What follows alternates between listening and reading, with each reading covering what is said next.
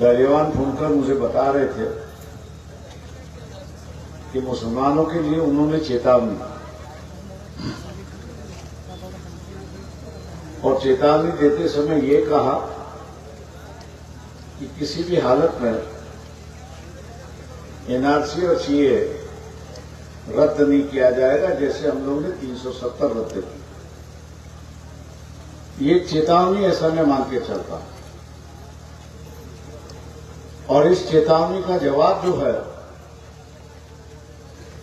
वो वोट के माध्यम से आप लोगों को देना है। उसकी जबान चली तो अपना वोट चलना चाहिए। आखिरी जो है अमित शाह इसको रख भी नहीं सकता और रद्द भी नहीं कर सकता। इसको रखना है या रद्द करना है ये पार्लियामेंट ही कर सकता है और जो पार्लियामेंट के मेंबर जो चुन के गए वो तय करेंगे। अगर पार्लियामेंट में हमारी मेजॉरिटी हो गई, अपनी सबकी मेजॉरिटी हो गई तो रद्द हो गया। अब हम लोग को देखना है कि पार्लियामेंट में अपनी मेजॉरिटी होनी चाहिए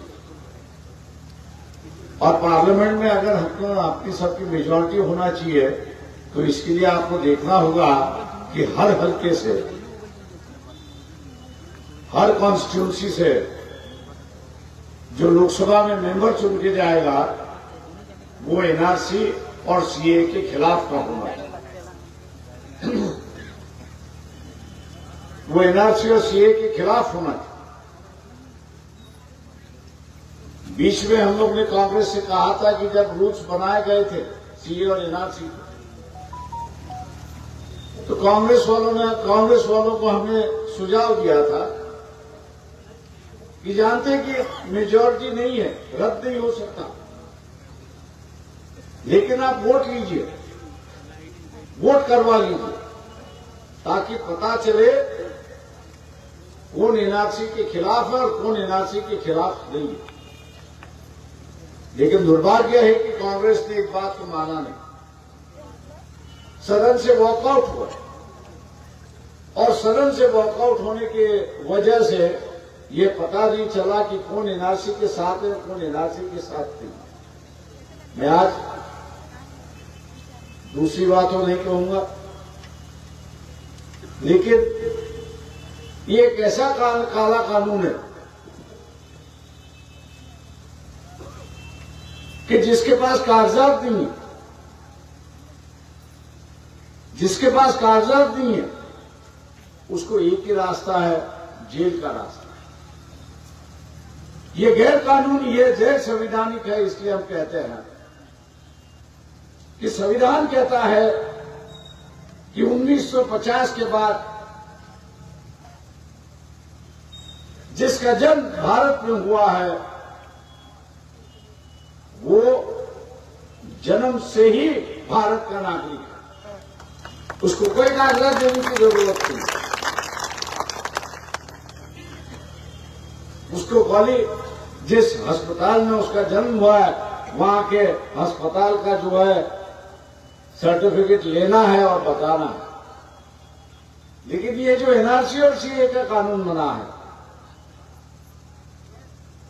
वो ये कह रहा है कि आपके पुरखों का जन्म जो है वो भारत में हुआ है, वो दिखा दीजिए। दोस्तों, कई सालों में कई लोग अपने गांव छोड़ के गए, नए गांव में, अब वो कागजात कहां से ला? और दूसरी बात यह है कि सरकार ने मन बना लिया है कि मुसलमानों को नागरिकता देनी ही नहीं तो फर्जी का स्टैंप लगाएंगे। ये आपके कागज फर्जी है, उस पर स्टैंप लगा दिया तो स्टैंप लगाने के बाद कोर्ट भी कुछ नहीं कर सकता है। वो कहेगा कि आपके जो कागजात है वही फर्जी है, मैं फैसला कहां से? आप असली कागजात ले आइए, मैं आपको आपके साथ का फैसला देता हूं।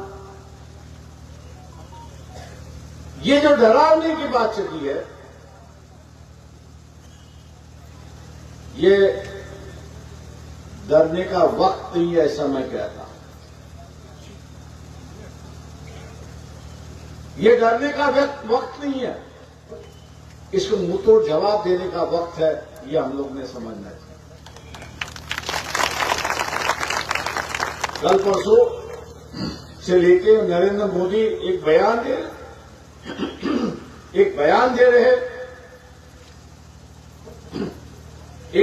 दे रहे हैं कि मनमोहन सिंह ने कहा कि इस देश के संपत्ति पर अधिकार जो है वो मुसलमानों का और किसका। जहां तक मैं जानता था उनका बयान उसका नहीं था, इसलिए दोबारा उसको मैंने सुनने की कोशिश की, सुन भी लिया। उनका बयान यह था कि इस देश के संपत्ति पर अगर किसी का अधिकार है तो पहले महिलाओं का अधिकार, दूसरा अधिकार जो है वो SC ST का अधिकार, उसके बाद अगर किसी का अधिकार है तो OBC का अधिकार, उसके बाद अगर किसी का अधिकार है तो मस्जिदों में उसका अधिकार है, और उसके बाद में उन्होंने कहा अगर अधिकार है तो यह मुसलमानों का। वो एक बयान दे रहे, एक हकीकत पेश कर रहे, लेकिन उनके बयान का एक सेंटेंस जो है उसको उठा के दुनिया भर में कहना कि मनमोहन सिंह कह रहे हैं कि इस देश के संपत्ति का जो हकदार जो है वो मुसलमान है और मुसलमान की अलावा दी है। ये प्रधानमंत्री है या सरपंच है?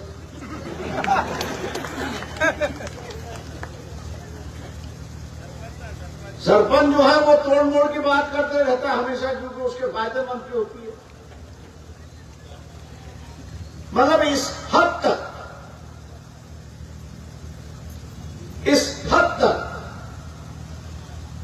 प्राइम मिनिस्टर में गिरावट आएगी, ये मेरे ख्याल से किसी ने सोचा भी नहीं होगा। एक दस्तूर है जो प्राइम मिनिस्टर बन चुके हैं, उनके जो बयानबाजी को लेके कोई भी टिप्पणी नहीं करे। ये नियम नहीं है, लेकिन दस्तूर बना हुआ है कि प्राइम मिनिस्टर जो बन चुके हैं उनके बयान पर बयानबाजी नहीं। उस दस्तूर को ये तोड़ रहा है और अपने फायदे के लिए तोड़ रहा है। ये एक तरफ की जो है इनकी जो कोशिश चल रही थी कि हिंदू मुसलमानों के दंगे हो जाए, उसमें नाकाम हो गया। मुस्लिम समाज ने शांति दिखाई, कई बार कोशिश हुई कि दंगा हो जाए, लेकिन मुसलमानों की ओर से कोई कार्रवाई नहीं हुई, इसलिए दंगा नहीं। कार्यकर्ता से नहीं हुआ, लोगों से नहीं हुआ, इसलिए आप मोदी खुद दंगाई बन चुका है। वो खुद ही ये चाह रहा है कि दंगा यहां पर हो, और हिंदू समाज को जो है भड़का रहा है कि यहां के संपत्ति का अधिकार जो है वो मुसलमानों का है, ऐसे मनमोहन सिंह कह रहे हैं। मोदी जी, आप अपने चरित्र पर देखिए, आपका चरित्र बहुत गंदा है, दावा है और मैला भी है। आपके राज में 2014 से लेके राज्यसभा का जवाब जब तक आया, इस 9 साल में जिस हिंदुओं को आप भड़काना चाहते, जिस हिंदू समाज को आप भड़काना चाहते हो, आपके ही राज में, आपके आपके ही 10 साल के राज में